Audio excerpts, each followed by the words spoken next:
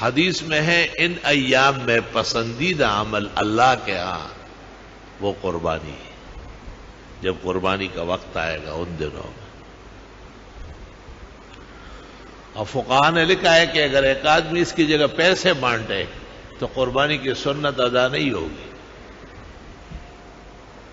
کہ بھئی میں نے لاکھوں روپے بانٹے، اس کا مستقل ثواب ہے، لیکن وہ قربانی کسی طرح بھی نہیں، قربانی کا کوئی سنت نہیں ہے اس میں۔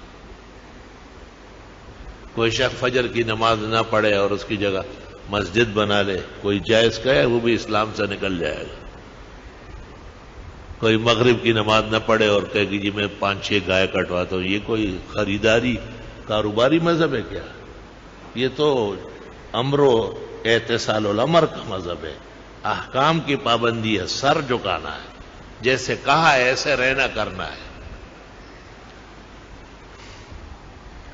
اس لیے پور فنڈوں کا کام نہیں ہے، نہ سالانہ میلوں کا کوئی رنگ ہے، یہ ایسے ہی زنادقہ اور ملاحدہ ابس باتیں کرتے ہیں، فضول، شرائع کے مقاصد و اسرار و حکم سے بے خبر قوم۔